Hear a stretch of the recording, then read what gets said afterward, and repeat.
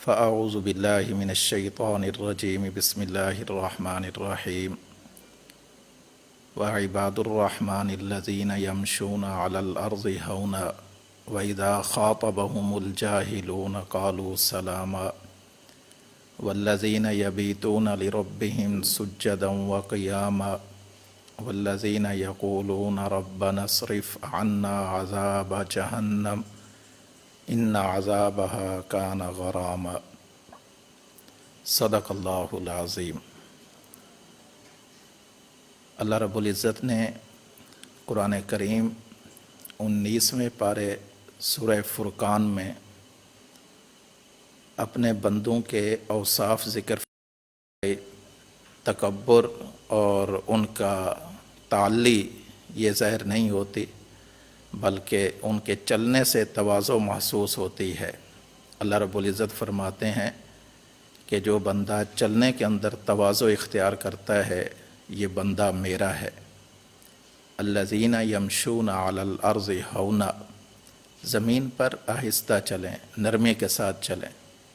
اور جو لوگ زمین پر اکڑ کر چلتے ہیں، سینہ پھلا کر چلتے ہیں، تکبر اور تعلی کے ساتھ چلتے ہیں، اللہ رب العزت ان کی مذمت فرماتے ہیں اور اس سے منع فرماتے ہیں۔ اللہ رب العزت سورہ بنی اسرائیل میں ارشاد فرماتے ہیں لا تمشی فی الارض مرحا، زمین پر اکڑ کر مت چلو اور زمین پر سینہ پھلا کر ایڑی مار کر یوں نہ چلو، بلکہ یہ اللہ کی زمین ہے۔ اسی زمین سے اللہ رب العزت نے انسان کی پیدائش کی ہے، اسی زمین کے اندر انسان نے لوٹ کر جانا ہے۔ چند دن اسی زمین کے اوپر یہ اللہ نے اس کو مہلت دی ہے۔ تو اس زمین پر چلنے کے لیے انسان کو چاہیے کہ تواضع کا مظاہرہ کرے، اللہ کے حضور انکساری اور عاجزی کا مظاہرہ کرے اور اللہ کا محبوب بندہ بن جائے۔ یہ پہلی چیز ہے۔ دوسری چیز، اللہ رب العزت ارشاد فرماتے ہیں وعباد الرحمن الذین یمشون علی الارض ہونا واذا خاطبهم الجاہلون قالوا سلاما۔ ان کی پہلی صفت تو یہ کہ زمین پر آہستہ آہستہ نرمی کے ساتھ چلتے ہیں، اور دوسری جب یہ چل رہے ہوتے ہیں، اپنے کام کاج میں مصروف ہوتے ہیں، یہ اپنے کام میں لگے ہوتے ہیں، تو بعض کم علم لوگ یا بعض وہ لوگ کہ جو دین کے مقتضا پر عمل نہیں کرتے، دین پر عمل نہیں کرتے، دین کا علم ہونے کے باوجود دین پر عمل نہیں کرتے، جو جاہل قسم کے لوگ ہیں، جب ان کا وقت ضائع کرنے کے لیے ان کے ساتھ الجھنے کی کوشش کرتے ہیں، ان کا وقت برباد کرنے کی کوشش کرتے ہیں اور انہیں اللہ کے ذکر سے ہٹا کر، دینی کاموں سے ہٹا کر اپنی طرف مشغول کرنا چاہتے ہیں، تو یہ ان کے ساتھ سینگ نہیں اڑاتے، یہ ان کے ساتھ لڑتے جھگڑتے نہیں، یہ ان کی تو تکار کا شکار نہیں ہوتے، یہ ان کی ہر بات کا جواب دینے کے لیے تیار نہیں ہو جاتے، بلکہ اذا خاطبهم الجاہلون قالوا سلاما، جب جاہل لوگ ان سے مخاطب ہوتے ہیں تو یہ کہتے ہیں بس میاں ٹھیک ہے، بس ہو گیا، بس ٹھیک ہے، میرا وقت ضائع نہ کرو۔ یہ عباد الرحمن کی دوسری صفت ہے کہ یہ اپنا وقت ضائع نہیں کرتے،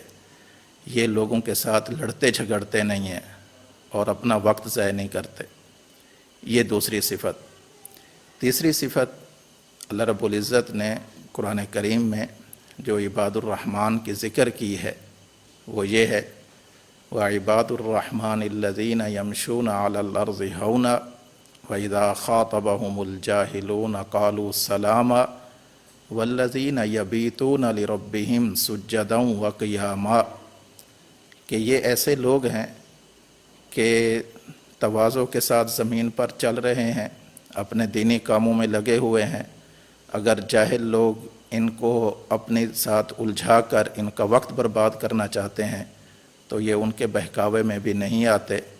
لیکن ان سب کے باوجود وہ اپنی چیزوں پر اکڑتے نہیں، وہ اپنی عبادات پر اتراتے نہیں، وہ اپنے ان اعمال پر اتراتے نہیں ہیں، بلکہ جب رات آتی ہے والذین یبیتون لربہم سجدا وقیاما، رات ہوتی ہے تو رات کو اللہ کے حضور یہ سجدہ ریز ہو جاتے ہیں، رات ہوتی ہے تو یہ اللہ کے حضور قیام کے اندر کھڑے ہو کر اللہ کے سامنے عاجزی اور انکساری کے ساتھ اللہ سے بخشش مانگتے ہیں، یہ اللہ کے سامنے سجدے اور قیام کی حالت کے اندر رہتے ہیں۔ اور آپ یقین مانیے یہ رات کا وقت بڑا قیمتی وقت ہوتا ہے، ایک تو یہ تنہائی کا وقت ہوتا ہے، ایک بڑا یکسوئی کا وقت ہوتا ہے، دل جمع کے ساتھ انہماک کے ساتھ انسان دنیاوی تفکرات سے بالکل آزاد ہو کر اللہ کی عبادت کے اندر مشغول ہو سکتا ہے۔ یہ رات کا وقت شور نہیں، کوئی شرابہ نہیں، شور و غل نہیں، کچھ نہیں، اور دن کے اندر جب بندہ عبادت کرتا ہے اس میں ریاکاری کے بہت زیادہ چانس موجود ہوتے ہیں، لیکن جب رات کے وقت اکیلا کھڑے ہو کر یہ عبادت کرتا ہے ریاکاری سے انسان بچ جاتا ہے، محفوظ ہو جاتا ہے۔ تو اللہ رب العزت نے قرآن کریم میں عباد الرحمن کے یہ تیسری صفت ذکر کی ہے کہ یہ ایسے لوگ ہیں کہ جو راتوں کو قیمتی بناتے ہیں۔ آج ہمارے پاس رمضان کی راتیں موجود ہیں، ایک ایک رات اتنی فضیلت والی رات ہے، اور اللہ کے رسول صلی اللہ علیہ وسلم ان راتوں میں کثرت کے ساتھ عبادت فرمایا کرتے تھے۔ ہمیں بھی چاہیے رمضان کی ان راتوں کو ضائع مت کریں۔ تراویح